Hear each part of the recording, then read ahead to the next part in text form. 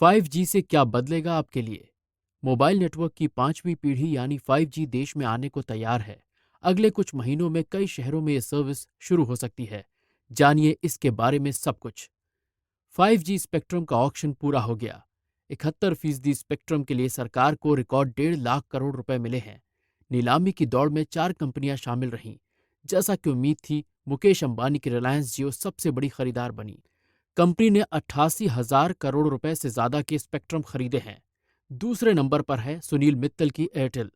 Company ने 43,000 करोड़ से अधिक खर्च किए। वोडाफोन ने 18,799 करोड़ रुपए लगाए। वहीं गौतम अडानी की अडानी डेटा नेटवर्क ने 212 करोड़ रुपए खर्चे। हालांकि कंपनी ने साफ किया है कि वो इस स्पेक्ट्रम का इस्तेमाल औद्योगिक इस्तेमाल के लिए करेगी, कंज्यूमर्स के लिए नहीं। किन शहरों को पहले मिलेगी सर्विस? टेलीकॉम मंत्रालय से जुड़े अफसरों के मुताबिक सरकार ने अगस्त के मध्य तक एयरवेव्स अलॉट करने का भरोसा दिया है। फिर भी 5G सेवा की शुरुआत में अक्टूबर तक का वक्त लग सकता है। अक्टूबर की शुरुआत में देश के कुछ हिस्सों में ये सर्विस मिलने की उम्मीद है। जिन जगहों पर टेलीकॉम कंपनियां पहले से नेटवर्क टेस्ट और ट्रायल कर रही हैं, 5G की शुरुआत वहीं से होगी। दिल्ली, मुंबई, चेन्नई, बंगलुरु और पुणे जैसे महानगरों का नंबर पहले आ सकता है।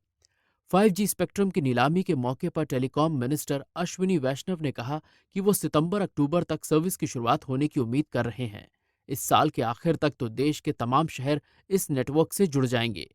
दूसरे देशों की तुलना में भारत में 5G सर्विस तेजी से आगे बढ़ेगी। कितना तेज है 5G?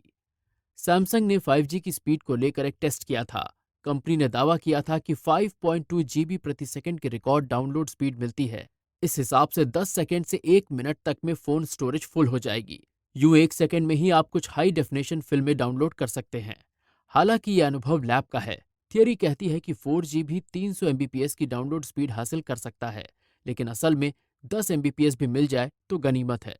दूसरी ओर 5G के साथ तो मामला और भी जटिल है। इसमें 3 कैटेगरी होती हैं। बेसिक 5G को लो बैंड कहा जाता है। ये 1 गीगाहर्ट्ज से कम फ्रीक्वेंसी पर काम करता है। स्पीड रहती है 30 एमबीपीएस से लेकर 250 एमबीपीएस की रेंज में। लेकिन बड़े एरिया में सर्विस के लिए यही कैटेगरी ठीक है। लो बैंड वाला एक टावर हजारों वर्ग मील में सेवा दे सकता है। दूर दराज के गांव में इसके जरिए फास्ट मोबाइल इंटरनेट सुविधा दी जा सकती है। दूसरी कैटेगरी है मिड बैंड वाली। ये 1 से 6 गीगाहर्ट्ज स्पेक्ट्रम पर चलती है। लो बैंड जैसी बड़ी रेंज तो ये कवर नहीं कर पाता, लेकिन स्पीड के मामले में बेहतर है। मिड बैंड का एक टावर कई किलोमीटर के एरिया में 100 से 900 एमबीपीएस तक स्पीड दे सकता है। इसके बाद बारी आती है हाई बैंड की। ये 1 जीबीपीएस से ज्यादा स्पीड देता है। कितना महंगा पड़ेगा 5G? रिपोर्ट्स के मुताबिक 5G सर्विस के लिए उपभोक्ताओं को कुछ तो अधिक चुकाना ही होगा। नीलामी में जिस तरह की बोली लगाई गई है, उसे देखते हुए कीमत थोड़ी बढ़ सकती है। एक्सपर्ट का मानना है कि 5G प्लान के लिए शुरुआत में 4G की तुलना में 10 से 12% अधिक रकम खर्च करनी पड़ सकती है। हालांकि इससे पहले जब 3G से 4G नेटवर्क की ओर मुड़े थे, तब शुरुआत में दाम का झटका नहीं लगा था। रिलायंस जियो की वजह से बहुत अरसे तक लोगों को बेहद कम कीमत पर टैरिफ मिला। इधर कुछ महीनों से टैरिफ रेट बढ़ा है। ज्यादातर टेलीकॉम सर्विस कंपनियों ने एवरेज रेवेन्यू पर यूजर 200 रुपए के आसपास कर दिया है। कितने देशों में 5G? Global mobile suppliers association का कहना है कि 48 देशों में 94 operator 5G stand alone network में निवेश कर रहे हैं। 15 देशों या इलाकों में कम से कम 19 ऑपरेटरों ने 5G stand alone network launch कर दिया है। स्टैटिस्टा के एक एनालिसिस में कहा गया है कि अगले 3.5 वर्षों में 5G को 1 अरब लोग यूज कर रहे होंगे। इस लेवल पर 4G को पहुंचने में 4 साल लगे थे और 3G को 12 साल। आपके जीवन पर क्या पड़ेगा असर? Fast internet speed, call drop यानी बीच में बात कट जाना, ये समस्या कम हो जाएगी। E commerce, health care, virtual reality के लिए नए रास्ते खुलेंगे। ट्रांसपोर्टेशन के फील्ड में बड़ा बदलाव दिख सकता है। स्मार्ट कार का सपना पूरा होगा। गाड़ियां एक दूसरे से कनेक्टेड होंगी तो एक्सीडेंट कम होंगे। कोई हादसा होने पर इमरजेंसी सेवा जल्द से जल्द मौके पर पहुंच सकेगी।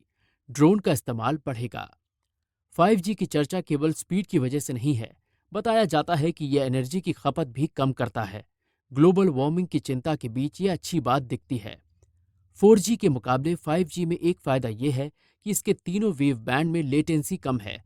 लेटेंसी को इस तरह से समझिए कि आपके एक्सेलरेटर दबाने और गाड़ी की स्पीड बढ़ने के बीच जो अंतर होता है, उसी तरह का गैप।